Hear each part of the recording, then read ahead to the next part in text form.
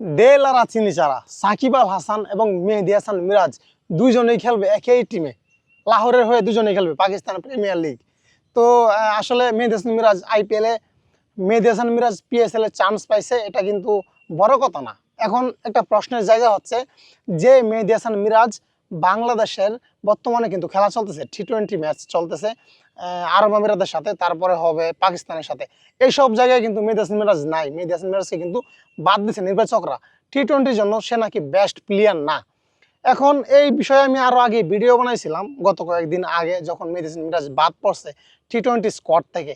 যে আমাদের যে গত বিপিএল হইলো এই রানিং মাসে 2025 সালের যে বিপিএল, 25 না, হ্যাঁ 25-এ তো শেষ হয়েছে, 25 না 24-এ। তো যাই হোক, বিপিএলে মেহেদী হাসান মিরাজ হয়েছে ম্যান অফ দ্য টুর্নামেন্ট। টি-20 ফরম্যাটে তো বিপিএল নাকি টেস্ট নাকি ওয়ানডে আপনারা জানাবেন। তো টি-20-তে সে টি-20 টুর্নামেন্টে ম্যান অফ দ্য টুর্নামেন্ট হয়েছে, সেরা খেলোয়াড়। সে নাকি টি-20 যোগ্য না।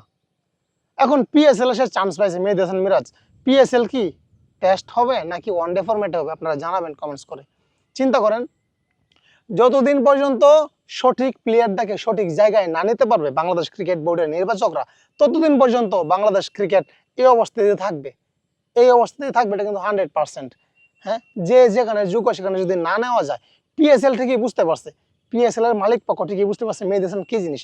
আপনি বর্তমানে যদি আপনি টপ অলরাউন্ডার ধরেন, বাংলাদেশের ইতিহাসে টপ অলরাউন্ডার সাকিব আল হাসান, দ্বিতীয়তে আছে মেহেদী হাসান মিরাজ, এবং বাংলাদেশ না ওয়ার্ল্ডে বর্তমানে সাকিব ছাড়া, সাকিব ন্যাশনাল টিমের বাইরে আছে বর্তমানে, সাকিব ছাড়া এই বিশ্বের মধ্যে 3 জন অলরাউন্ডারের মধ্যে মেহেদী হাসান মিরাজকে আপনার রাখতে হবে। আপনার না রাখলেও সমস্যা নাই, মেহেদী হাসান মিরাজ খাতা কলমে থাকবে 3 নম্বরের মধ্যে। সেই প্লেয়ার নাকি কি পড়তেছে মুখে, সেই প্লেয়ার নাকি টি-20 যোগ্য না। আফসোস। তো আমি চাই মেহেদী হাসান মিরাজ পিএসএল এ দুর্দান্ত পারফরমেন্স করে বাংলাদেশের যে নির্বাচকরা মেহেদী হাসান মিরাজকে বলছিল যে সে টি-20 যোগ্য না, তাদের চোখে যেন আঙ্গুল দিয়ে দেখাতে পারে, তাদের মুখে যেন চুনকালি দিতে পারে। আসলে চুনকালি দিতে হয় না, মেহেদী হাসান মিরাজ যদি পিএসএল এখন ভালো খেলতে পারে তাহলে তাদের মুখে চুনকালি এমনিতেই পড়বে। তো আমি চাই মেহেদী হাসান মিরাজ দুর্দান্ত পারফরমেন্স করুক, করে লাহোরকে চ্যাম্পিয়ন করুক। এবং সাকিব গত 6 মাস পরে সে আসলে প্রতিযোগিতামূলক ম্যাচে ব্যাটিং করছে, গতকালকে বোলিং করছে, ফিল্ডিং করছে, তার কিন্তু পারফরমেন্স একদম জঘন্য ছিল। বোলিংয়ে 2 ওভারে অনেক রান দিছে, 2টা 6 খাইছে। ব্যাটিংয়ে এসে প্রথম বলেই একদম বোল্ড আউট, তারপরে আবার সে মেজাজ হারিয়ে স্টাম্পের মধ্যে বাড়ি দেওয়ার জন্য চেষ্টা করছে, ফিল্ডিংয়ে এসে একটা ক্যাচ মিস করছে। তো যাই হোক না কেন, সব মিলিয়ে সাকিব আল হাসানের পারফরমেন্স একটু খারাপই ছিল।